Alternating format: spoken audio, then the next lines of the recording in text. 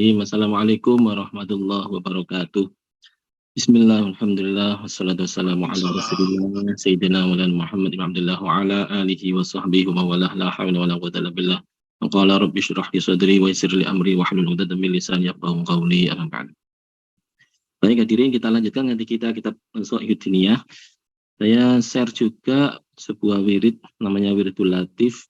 Mungkin sudah pernah dapat filenya, tapi nggak apa-apa kalau belum, bisa di-download. Saya taruh di kolom chat, namanya Wiridul Latif. Nanti kalau misalnya sudah bisa di-download, silakan dibaca. Boleh dibaca sekaligus, satu kali baca duduk, lebih baik begitu dalam satu waktu. Itu agak panjang sih, tapi kalau nggak bisa ya baca sebisanya, separuhnya misalnya, perempatnya. Yang penting kita ada intensi untuk membaca itu. Baik, selanjutnya kita ngaji kitab Shahihud Diniyah. Pada kesempatan ini kita masih tetap pada bab tentang Jumat. Saya share dulu tempat downloadnya bagi yang belum punya. Tempatnya ada di sini. Tempatnya ada di Google Play Store. Kalau kita cek Shahihud Diniyah, nanti ada aplikasi yang bisa di-download. Namanya aplikasinya itu Shahihud Diniyah wal Wasoyah, kitab kuning digital. Nah, ini kalau bisa di-download, nanti bisa kita baca bareng-bareng. Ada kitab-kitab lain bawahnya, kita fokus ke ini aja, Shahihud Diniyah. Itu. Kemudian juga untuk membuat kita bisa baca lebih dalam lagi, kita juga perlu kitab yang berbentuk PDF. PDF-nya yaitu PDF Shahihud Diniyah, juga bisa di-download. Nah, baik, tapi karena yang berbahasa Indonesia, yang berbentuk aplikasi ini, silakan yang di-download, yang urgent untuk di-download ya, yang aplikasi ini aja, yaitu di dalam Google Play Store. Nama aplikasinya adalah Shahihud Diniyah. Baik, selanjutnya kita baca kitab Shahihud Diniyah. Sebelumnya kita berdoa dulu, mudah-mudahan diiringi hidayah oleh Allah Subhanahu wa taala. Ngaji kita barokah bidini wa dinul akhirah ala diniyah wa ala kulli sholihah wa ila hadrat Nabi Sayyidina Muhammadin sallallahu alaihi wasallam wa ala alihi wa ashabihi wa azwajihi wa dzurriyyatihi summa ila rasulillah syaikhul qadir jailani jami'ar wahil wa syad salihin min al-habib Abdullah bin al-Haddad wa jami'ar waqi asatidina wa abaina wa umatina, juga kepada seluruh pendiri kampus ITS, para dosen yang telah mendahului kita, orang tua kita yang telah mendahului kita, dan juga seluruh keluarga besar kita yang situ maupun yang sudah meninggal dunia, teman kita, sahabat kita, ala diniyah wa ala Al-Fatihah. A'udzubillahi minasyaitonir rajim. Bismillahirrahmanirrahim. Alhamdulillahirabbil alamin, arrahmanir rahim, maliki yaumiddin. Iyyaka na'budu wa iyyaka nasta'in. Ihdinas siratal mustaqim, siratal ladzina an'amta 'alaihim ghairil maghdubi 'alaihim waladdallin. Wa jami'il waqi asatidina wa abaina wa umatina. Baca kitab Shahihud Diniyah. Pada kesempatan ini kita sampai di bab tentang Jumat. Pada bagian yang lalu kita bahas tentang wa minas sunnati qira'ah suratul kahfi. Bismillahirrahmanirrahim. Di antara kesunahan hari Jumat adalah membaca surat Al-Kahfi maupun surat-surat yang lain. Salah satunya adalah surat Al-Kahfi ini, termasuk surat Yasin, surat At-Dukhan dan sebagainya. Wa iksaru minas sholati ala Nabi sallallahu alaihi wasallam fi yaumil jum'ah wa lailatuha, dan sholawat kepada Nabi Muhammad pada hari Jumat maupun malam Jumatnya. Fa alaika bidzalika wa bil bukuri ilal jum'ah, kemudian juga disunahkan pergi Jumatnya lebih awal. Wa aqulu dzalika andaruha qabla zawal aw ma'ahu, setidaknya sebelum adanya sholat Jumat lah ya. Walaysa minas sunnah ta'khir sholat Jum'ah, dan bukan termasuk sunnah kalau kita mengakhirkan sholat Jumat hatta yamdhu nisful waqti aw nahwihi, atau sampai bahkan lebih dari separuh waktunya. Bali sunnah antu sholli awal waktu duhri, sunnahnya adalah mengawalkan waktu duhur, yang makana alaihi salatu wassalam bi fi'li dzalik, sebagaimana Rasulullah melaksanakannya, menunaikannya. Wa qul rahimallahu husnul isgha wal istima' ilal khutbah wal wa'di, hendaklah kalian juga mendengarkan khutbah dan nasihat selama khutbah Jumat itu, wa ta'adzu bima tasma'ahu, dan bisa mengambil pelajaran dari apa yang Anda dengarkan. Wastash'ir fi nafsika annaka maqsudun mukhadibun bidzalika, ketahuilah bahwa itu sadarilah bahwa yang disampaikan itu adalah ditujukan kepada diri Anda. Peminat bid'ah munkarat, dan ada yang termasuk pelanggaran munkarat, yaitu ta'khir ba'da ahlul aswaq wal harf minal ladzina yatajibu alaihimul jum'ah anil maji'i ilaiha, yaitu orang yang menyengaja untuk lambat pada kedatangan hari Jumat itu ke masjid untuk menunaikan sholat Jumat. Baik, dari kalimat ini saya uraikan beberapa hal. Yang pertama adalah kesunahan membaca ayat Al-Quran. Hadirin yang saya hormati, kita itu kalau bisa punya masa-masa evaluasi yang berkala. Ada evaluasi tahunan, kita sholat Idul Fitri, sholat Idul Adha, tahunan. Ada yang juga mingguan, yaitu Jumat ini. Ada juga yang harian, sholat 5 waktu itu. Nah, evaluasi ini adalah evaluasi minimal. Berkala tapi minimal. Kalau bisa dimaksimalkan, ya lebih baik. Lebih banyak lagi, lebih baik. Dan itu dalam ajaran Islam kita juga dikenalkan momen-momen yang lain, tambahan. Misalnya Ramadan, kita dikenalkan momen namanya malam Lailatul Qadar atau Lailatul Qadar. Lailatul Qadar itu adalah sebuah momen juga yang kita lakukan untuk mengevaluasi diri, kemudian makin mendekatkan diri pada Allah Subhanahu wa taala. Banyak lagi momen yang lain, dan alhamdulillah oleh para ulama kalau di tanah air Indonesia ini itu dilembagakan sehingga lebih mudah bagi kita untuk bisa menunaikannya bareng-bareng. Sesuatu yang bareng-bareng biasanya punya daya pengaruh, impact itu lebih besar daripada kalau kita sendiri-sendiri. Bahkan sesuatu yang terfasilitasi dengan sumber daya yang baik itu biasanya akan mempengaruhi, memberikan dampak yang lebih baik pada diri kita sendiri. Nah, itulah alhamdulillah kita punya Maulid Nabi, kita punya Nisfu Sya'ban, kita punya Nuzul Quran. Ini banyak sekali momen-momen yang dipakai untuk mengingatkan. Gimana kalau nggak sama momen aja, asal kita ingat kan, itu namanya sailingi. Sailingi, saanane, sak kecekeli. Sesuatu yang tidak disengaja seperti itu sifatnya random. Nah, karena random, efeknya juga random. Sehingga tidak manfaat banyak bagi diri kita. Karena itu harus disetting. Mungkin ada yang anti misalnya, nggak usah sini Sya'ban, nggak usah. Silakan kalau Anda anti, tapi silakan tentukan momen apa bagi Anda yang bisa mengevaluasi diri. Karena yang seperti ini harus ini kan diperintah Al-Quran juga, ya ayyuhalladzina amanu taqullaha. Kemudian lihat wal tandur nafsu ma qaddamat liqad. Coba perhatikan tuh liqad untuk besok soalnya. Nah, ini berarti harus ada momen. Nah, momennya itu harus periodik. Alhamdulillah kalau kita bisa mengikuti periode-periode yang banyak digunakan oleh umat Islam yang telah disetting oleh para ulama kita. Ini jarang-jarang ya. Luar negeri itu selesai sholat Idul Adha ya pulang begitu aja. Saya pernah sholat Idul Adha di Masjidil Haram. Tapi nggak sampai sholat telat. Saya terlambat datangnya, itu udah khutbah Idul Adha saya baru datang dari Mina. Saya waktu itu habis umroh Aqobah, pagi-pagi langsung datang ke Masjidil Haram, ternyata sudah khutbah. Telat ini berarti itu sebetulnya nggak diwajibkan, nggak disunatkan bagi yang menunaikan ibadah haji. Tahun berapa itu? 96 saya menunaikan ibadah haji itu pagi-pagi. Nah, pada saat itu selesai sholat Idul Adha, yang langsung aja orang itu pulang begitu aja. Juga ada momen-momen seperti salaman kayak atau momen merayakan sesuatu, santai aja terus pulang. Dan biasanya keluarga juga mereka melakukan liburan. Nah, alhamdulillah kalau di Indonesia itu ada momen cukup banyak, yaitu motong kambing bareng. Itu nampak keguyuban, kebersamaan. Walaupun mungkin perlu diatur supaya lebih sehat ya, nggak motong tengah jalan, nutup jalan ini. Kayak kemarin kesulitan keluar masuk kampung gara-gara jalan raya dipakai untuk tempat motong. Nyari lapangan kayak yang kesulitan, akhirnya jalan yang ditutup. Nah, sebaiknya jangan begitulah. Kita menunaikan sunnah tapi melanggar kewajiban. Apa? Ya membiarkan orang lewat, menghalangi orang lewat kan ya, termasuk keharuman juga, kesulitan orang nggak dipikirkan. Pada saat momen-momen tersebut itu kita bisa gunakan untuk merukunkan satu sama lain, yaitu silaturahmi jadi makin tinggi, satu sama lain saling mencurahkan kasih sayang, istilahnya itu silaturahmi. Nah, dengan cara ini para ulama men-setting banyak sekali instrumen-instrumen di tanah air kita ini sehingga menguntungkan kita semua. Akibatnya alhamdulillah kita bisa lihat nih, di seluruh negara yang berbasiskan Islam, yang banyak sekali acara-acara keislaman di seluruh dunia, negara-negara yang orientasi Islamnya ada, Islam itu yang aman ya cuman Indonesia. Tempat lain jarang sekali yang aman. Apalagi Timur Tengah, kita juga tahu ulama di sana banyak sekali, tapi ya rupanya kesulitan untuk bisa memanage kerukunan masyarakat itu. Alhamdulillah di Indonesia kita punya hal ini, dan ini yang patut kita syukuri pada Allah Subhanahu wa taala.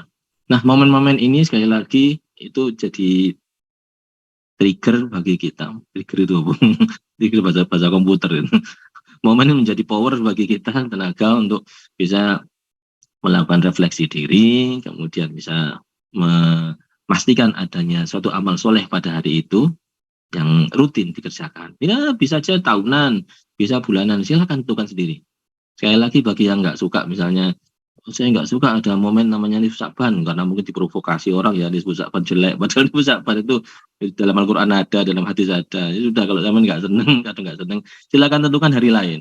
Tapi harus ada. Ya, dari ada itu untuk bisa membuat momen bagi diri kita untuk melakukan itu. Harus ditentukan. Nah, setidaknya juga adalah momen minimal, yaitu hari Jumat. Setidaknya hari Jumat itu harus ada momen tersebut. Salah satu yang dibahas pada kitab ini adalah pembacaan surat Al-Kahfi atau ayat-ayat surat yang lain yang dilakukan pada hari Jumat. Ini Kak, Jumat ini kapan mana? Gitu. Kalau nggak dipastikan harinya, hari Jumat ini kapan lagi kita kenal itu. Kalau gitu di dalamnya surat Al-Kahfi banyak hal-hal penting, banyak. Karena itulah kita harus membaca di situ. Salah satu doa di dalamnya, Rabbana atina min ladunka rahmah wa hayyi lana min amrina rasyada. Itu banyak diijazahkan oleh ulama ya. Saya pernah mendapat ijazah ini langsung dari almarhum Kiai Abdurrahman Wahid. Waktu itu ketemu di gedung PBNU, terus ketika berhadapan dengan beliau diberitahu, ini mbah saya mengamalkan ini, namanya doanya itu adalah Rabbana atina min ladunka rahmah wa hayyi lana min amrina rasyada. Nah, silakan dibaca. Itu ini juga saya sampaikan kepada para hadirin, silakan dibaca doa tersebut. Nah, doa tersebut ada di dalam surat Al-Kahfi juga. Rabbana atina, ya Allah berilah kami min ladunka rahmah, kasih sayang, curahkan kasih sayang kepada kami. Wa hayyi lana min amrina rasyada, dan untuk setiap problem kami mohon berilah bimbingan untuk bisa menunaikannya dengan baik.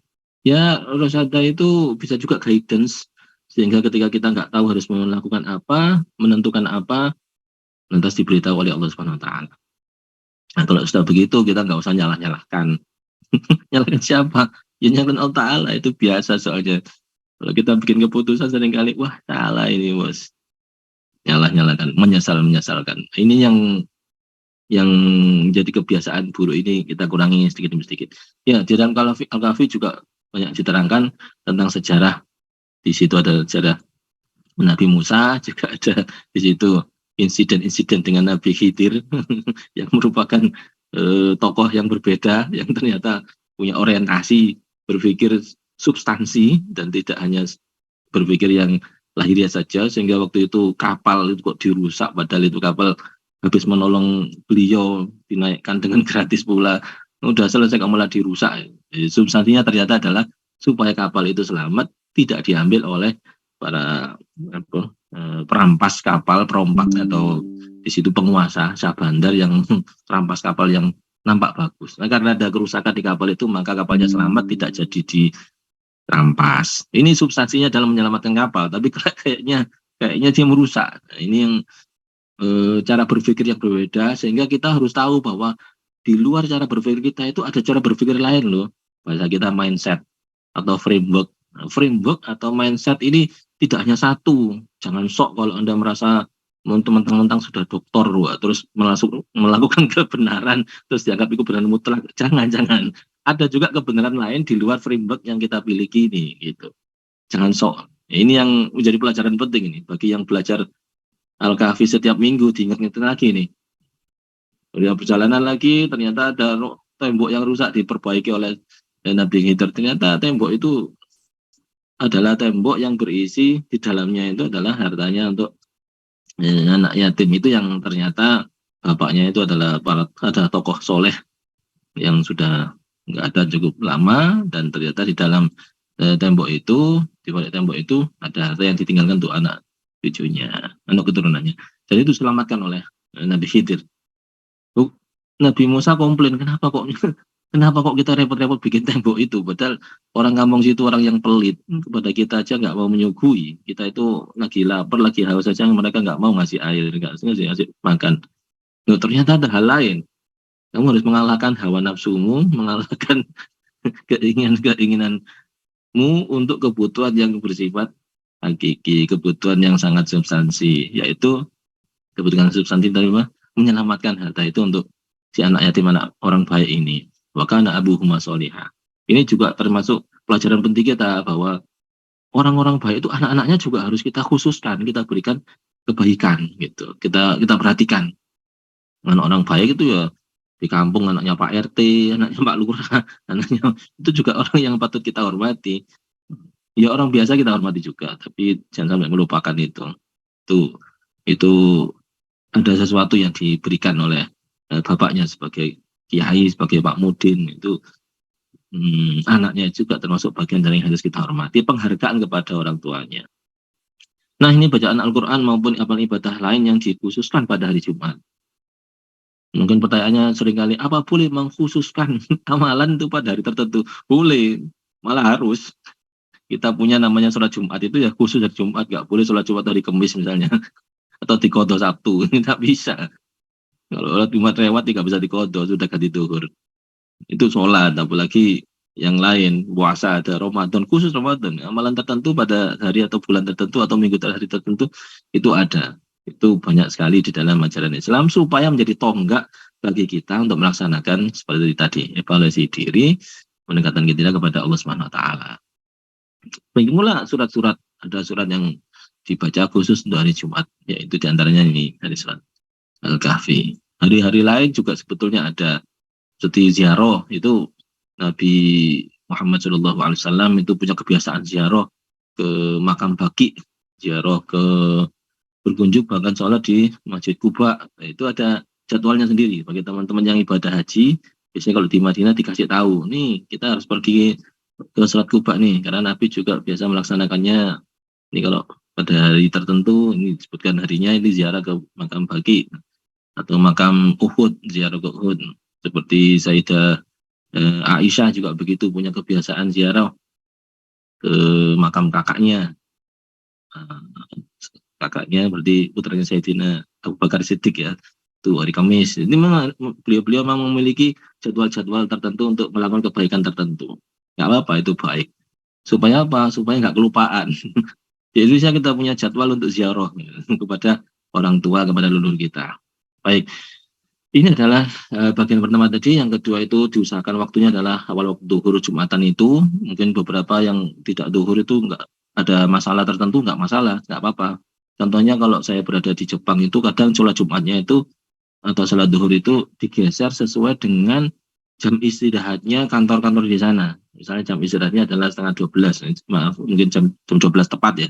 Dari jam 12 tepat, mungkin waktu duhur adalah setengah 12. Ini enggak, jam 12 kita baru sholat Jumat. Ini enggak masalah, karena di awal waktu yang kita memungkinkan.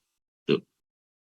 Kemudian berikutnya adalah tentang khutbah. Khutbah ini kita mesti mendengarkan baik-baik.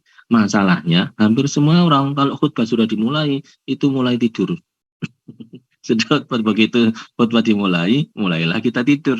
Wah, ketiduran bangun-bangun nanti kalau sudah takbiratul ihram salat Jumatnya. Wah, ini gawat. Kenapa kok begitu? Karena pertama kayaknya sih membosankan banget yang diomongkan ya itakullah aja. Gini saudara, itakullah itu termasuk rukunnya khutbah. Karena rukun, nggak bisa ditinggal. Emang harus ada. Cuma Pak Khotib ya harusnya pengertian lah. Jangan cuma itakullah aja. Itakullah yang itu adalah tema utama atau tema awal.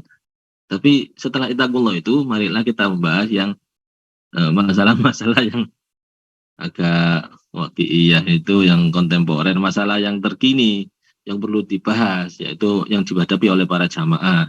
Masalah keseharian itu jamaah. Sehingga bukan masalah yang itu. Dan nggak boleh lama-lama, maksimal 10 menit, sekitar lebih kurang itu. Ini kalau khutbah Jumat kok lama sekali.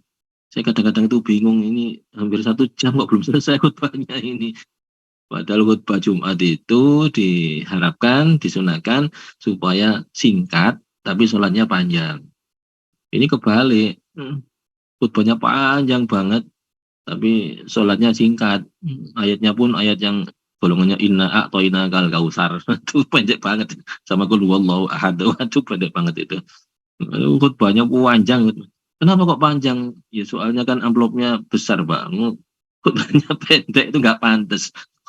Ini dikasih amplop besar tuh terus khutbahnya singkat itu kok nggak pantas. Wah nggak boleh begitu.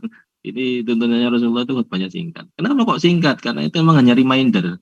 Reminder penting hari ini harus apain. Nah kalau sampai lama sampai jamaahnya ketiduran nih nggak pantas nih. Itu salah satu efek dari ngelanggar perintahnya Rasulullah sehingga jamaah pada ketiduran. Sangat membosankan. Harusnya hal-hal yang penting, substantif, selesai langsung sholat Jumatan. Lu pelajaran agamanya kapan? Di luar itu, di luar Jumatan itu. Nanti silakan ada forum-forum lain untuk mengkaji ilmu Al-Quran, mengkaji hadis, mengkaji alat-alat pembelajaran. Itu adalah bagian-bagian dari tolabul ilmi. Ataupun khutbah Jumat, itu untuk bagian yang pentingnya saja, yang substansi saja. Di luar itu, detailnya dilaksanakan pada pengajian-pengajian. Bukan khutbah Jumatnya dijadikan arena pengajian, jadi panjang. Yang lebih gawat lagi, di tahun-tahun politik atau di hari-hari sebelum ada pemilihan, biasanya khutbah Jumat ini dipakai untuk sarana khutbah, sarana untuk kampanye. Nah, ini yang ruwet ini. Padahal pemilihan calon A, calon B itu bukan kebenaran yang mutlak. Bisa aja yang benar si A, bisa aja yang benar si B. Nah, kalau sudah menggunakan dalil-dalil agama untuk bela si A, akhirnya si B itu dianggap yang tidak beragama. Wah, ini jadi kita biasa sebut sebagai politik identitas sih. Atau belum dalik, hati-hati. Khutbah Jumat tidak boleh digunakan untuk itu.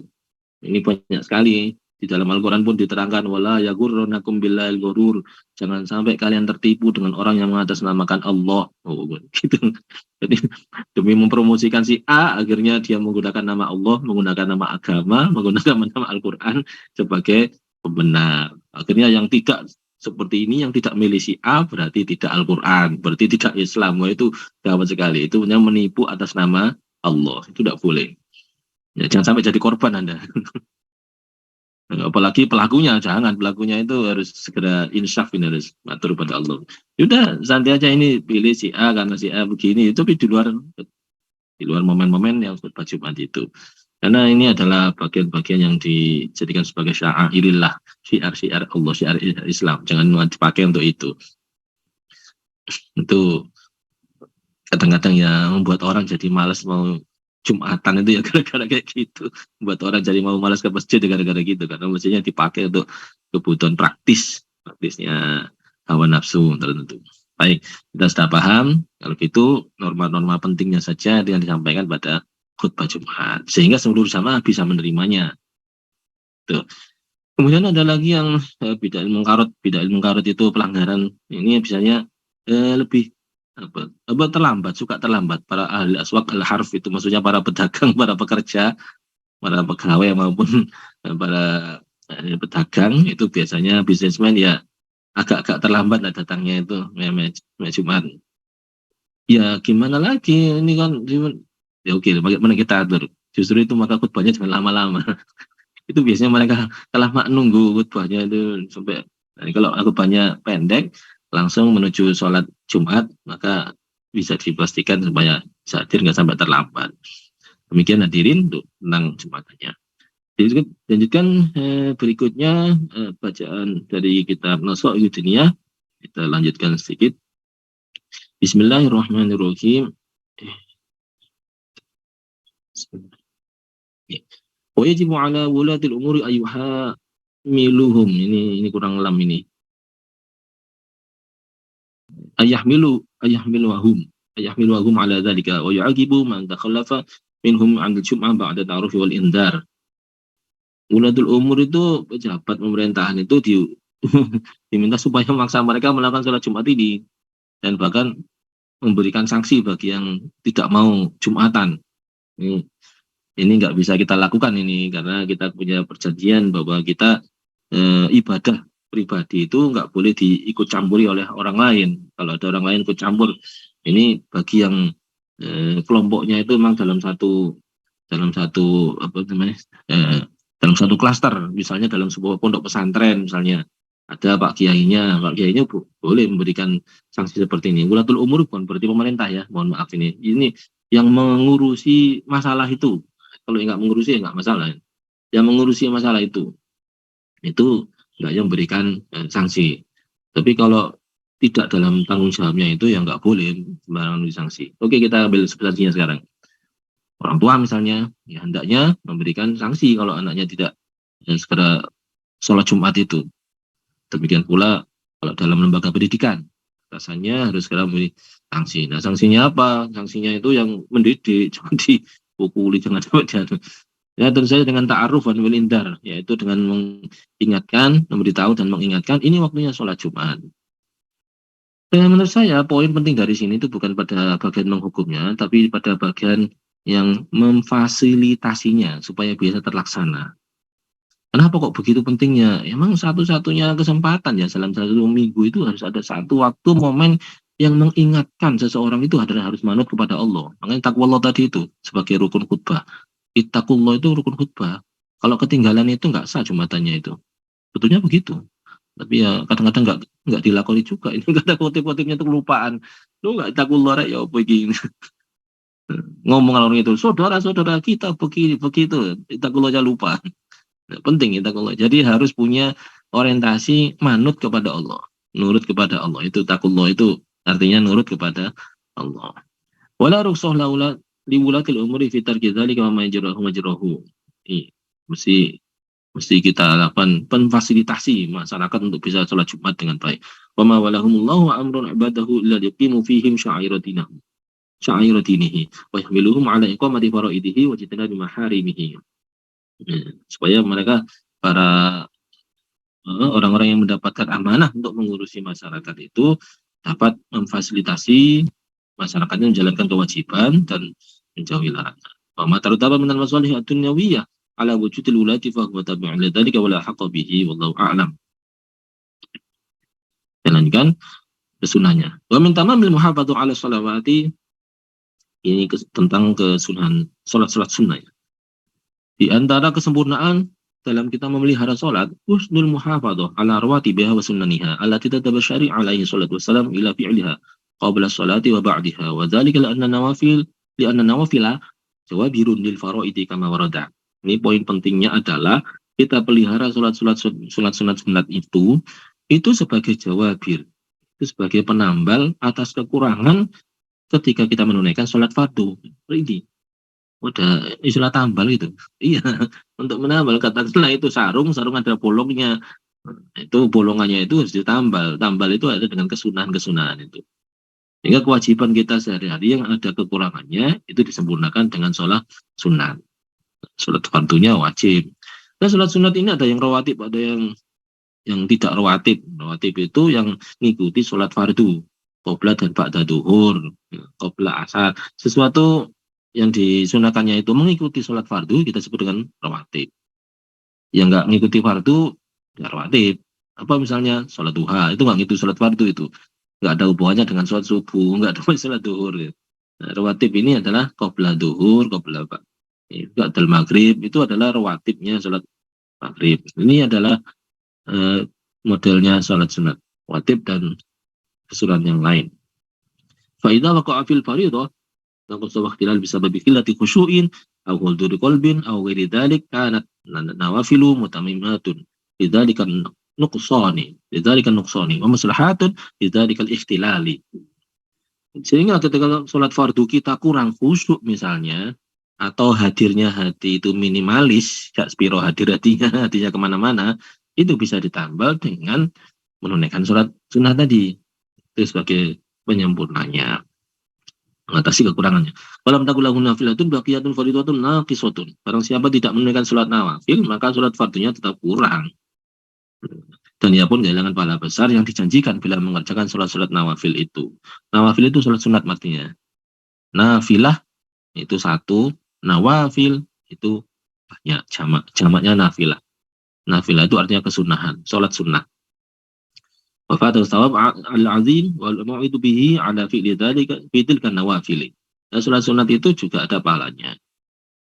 Faqad warada anna awwala syai'in yuhasibu 'alaihi ba'di as-shalah.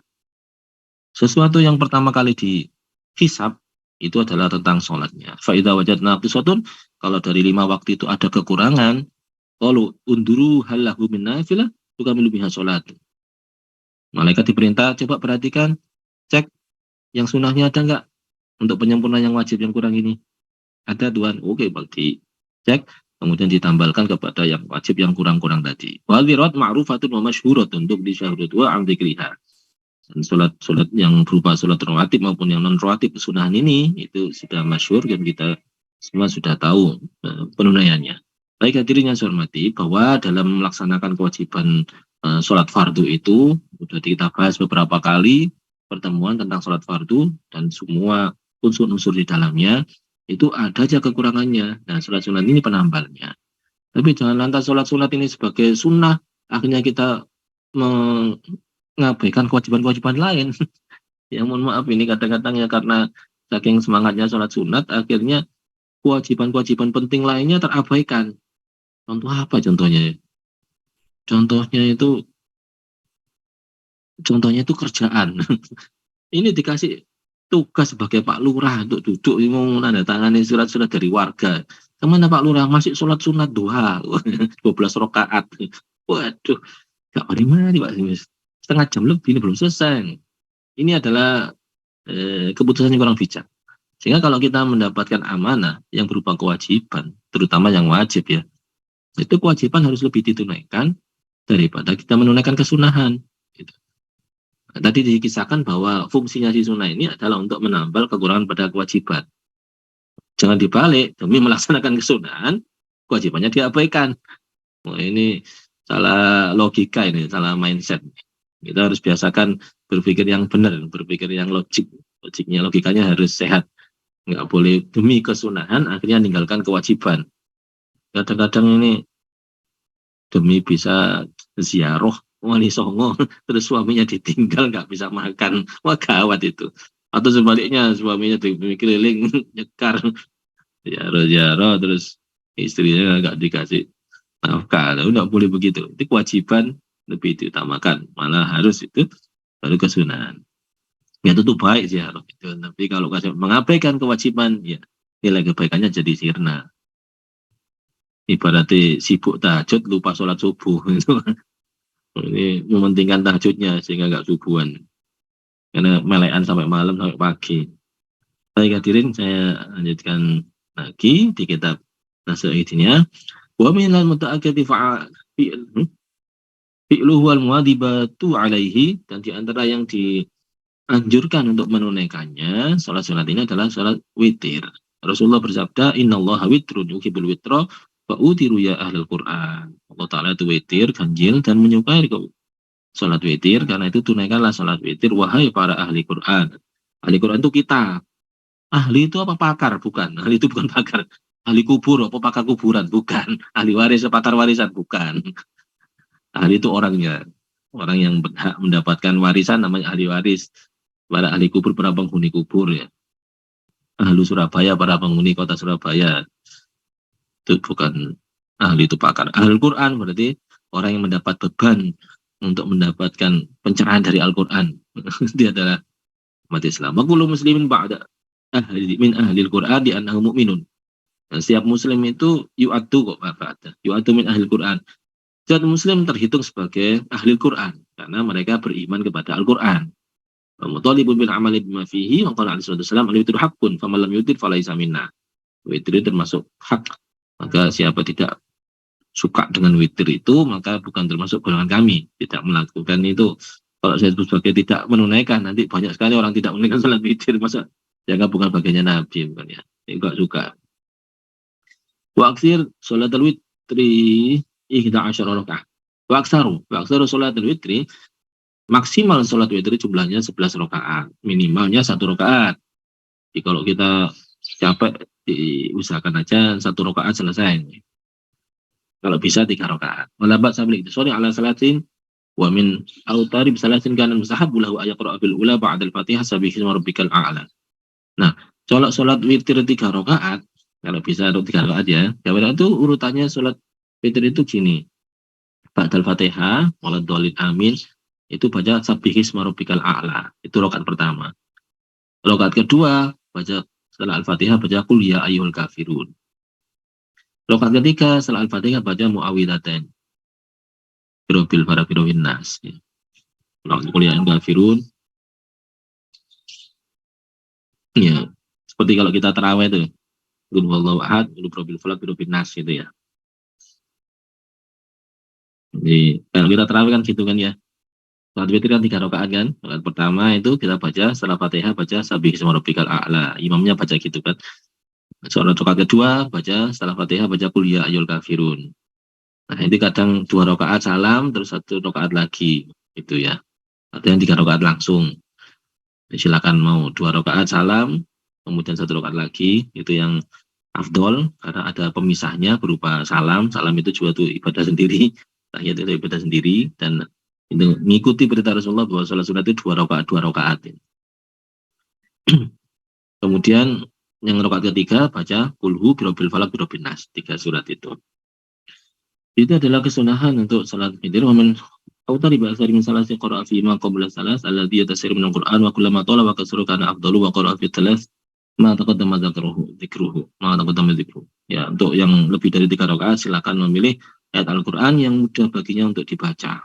Sekali lagi mudah itu penting supaya kita enjoy dalam melaksanakan sholat sunat witir ini. Karena kalau kita melaksanakan sholat terus kita enjoy, hubungan kita dengan Allah Ta'ala itu jadi hubungan yang mesra, hubungan yang nyaman. Bukan hubungan yang terpaksa, apalagi hubungan yang transaksional. Kalau kita udah mulai berubah. Berhubungan dengan Allah Ta'ala itu jangan hubungan yang terpaksa, jangan hubungan yang transaksional. Saya mau ini karena ada tujuan ini. Saya menunaikan ini karena ada harapan untuk bisa begini, untuk bisa mencapai transaksional jadinya.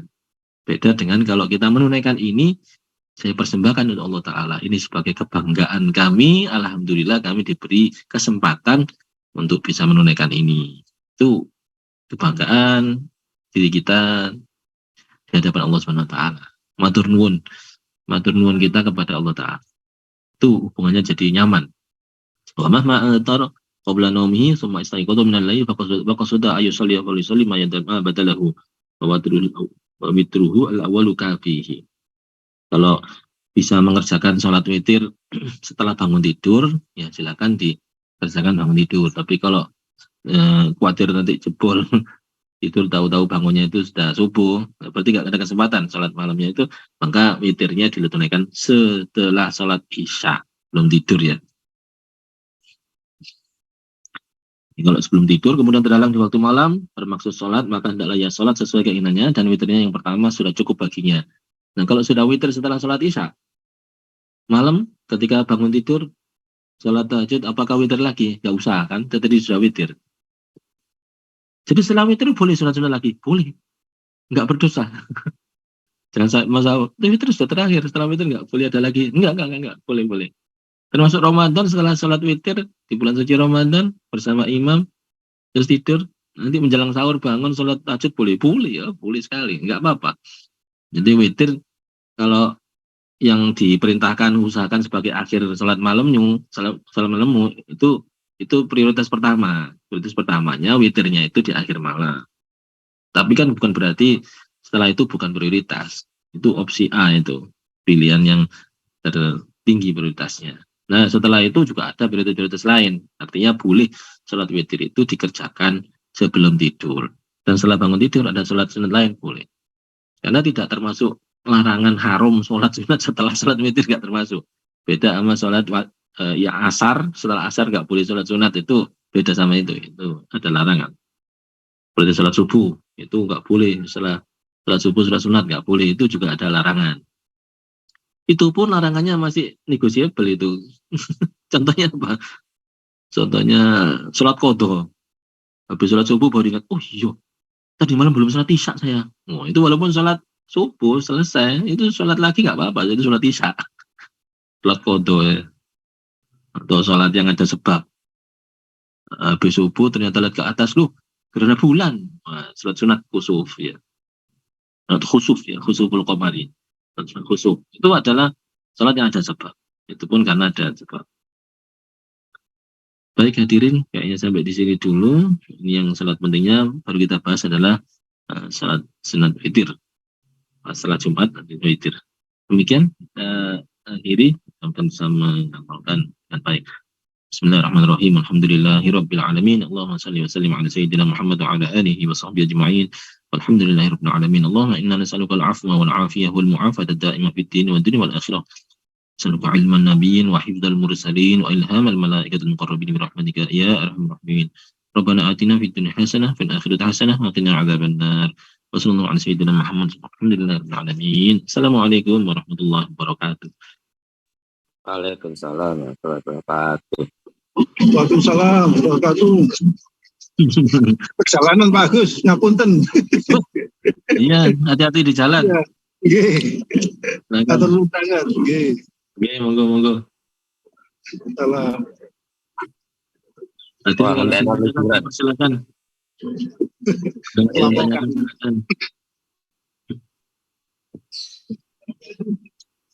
Aktif.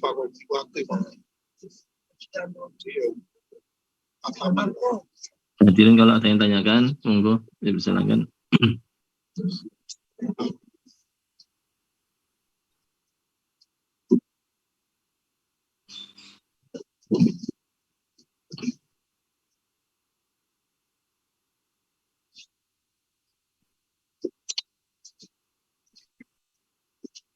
Oh, ini ada permintaan doa untuk almarhumah Ibu marhumah binti Asrori Ghafur. Oh, bukan meninggal dunia, mohon maaf. Ini sedang kecelakaan, masih belum sadar di ICU. Mudah-mudahan lekas sembuh. Al-Fatihah. Annallaha yashfi marudhaha, yaitu Ibu marhumah binti Asrori Ghafur. Allah yashfi marudhaha marudhal muslimin.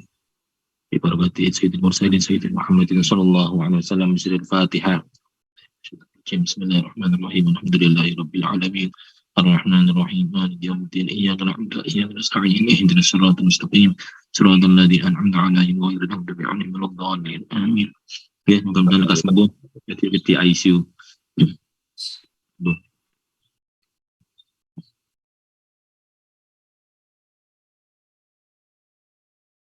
Hari ini hari Minggu ya. Yang di hari Tasyrik. Dari Tasyrik ini nggak boleh puasa sunat, nggak boleh hari Tasyrik 12 Dzulhijjah. Baik, kalau nggak ada yang ditanyakan, kita akhiri. Saya pamit kalau gitu, teman-teman semuanya jaga kesehatan baik-baik semuanya. Amin. Oke, monggo. Assalamualaikum. Waalaikumsalam warahmatullahi wabarakatuh.